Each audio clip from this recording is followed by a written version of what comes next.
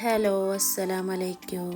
ഇന്നൊരു ചെറിയ day in my ലൈഫായിട്ടാണ് വന്നിട്ടുള്ളത്. പെരുന്നാളിൻ്റെ മുന്നേ ഉള്ള ഒരു ചെറിയ പ്രിപ്പറേഷനൊക്കെ ഉള്ള ഒരു ചെറിയൊരു വീഡിയോ ആയിട്ടാണ്. അതിൽ ഷോപ്പിങ്ങും കാര്യമൊക്കെ ഉണ്ട്.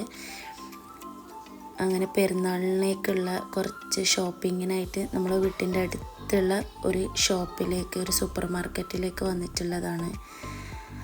ഞാനിവിടെ നിന്ന് തന്നെയാണ് സാധനങ്ങളൊക്കെ എടുക്കൽ. അങ്ങനെ ഇവിടത്തേക്ക് വന്നതാണ്.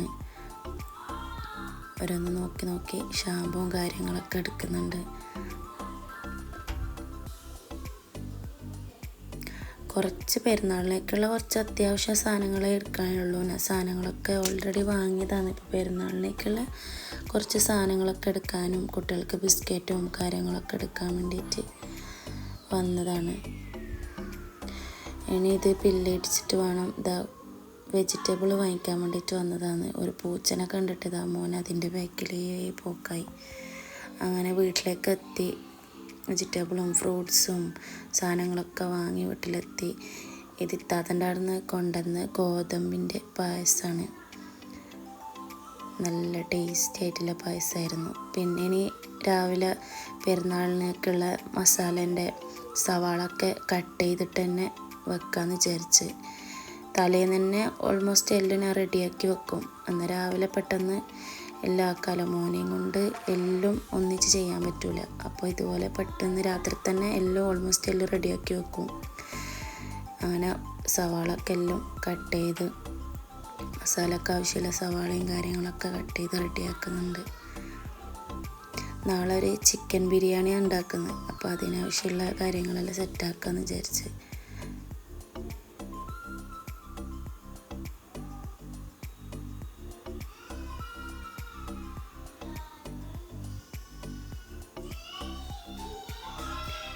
ഇഞ്ചിയും വെളുത്തുള്ളിയും പച്ചമുളക് എല്ലാം ഒന്നിച്ച് ചതച്ചിട്ട് വെക്കാമെന്ന് വിചാരിച്ച്. അങ്ങനെ ഒന്നിച്ച് തന്നെ എല്ലാം ഇട്ട് ചതച്ച് ഒരു ബോക്സ് ആക്കിയിട്ട് എടുത്ത് വെച്ച് കഴിഞ്ഞാൽ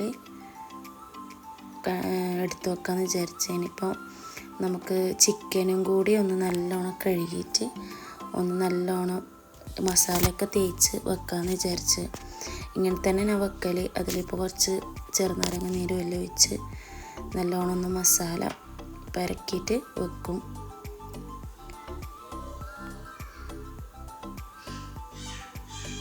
അങ്ങനെ മസാലയൊക്കെ പുരട്ടി വെച്ച് ബാക്കിയുള്ള ക്ലീനിങ്ങും കാര്യങ്ങളൊക്കെ ചെയ്ത് വെക്കലായി.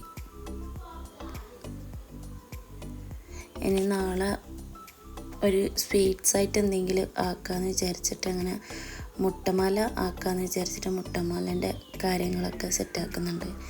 മുട്ടമാല രാത്രി തന്നെ ഉണ്ടാക്കിയിട്ട് വെക്കുക, ഫ്രിഡ്ജിൽ എടുത്ത് വെക്കാമെന്ന് വിചാരിച്ച്. അങ്ങനെ മുട്ടമാലേൻ്റെ കാര്യമൊക്കെ സെറ്റാക്കിയിട്ട് മുട്ടമാലൊക്കെ റെഡിയാക്കുന്നുണ്ട്.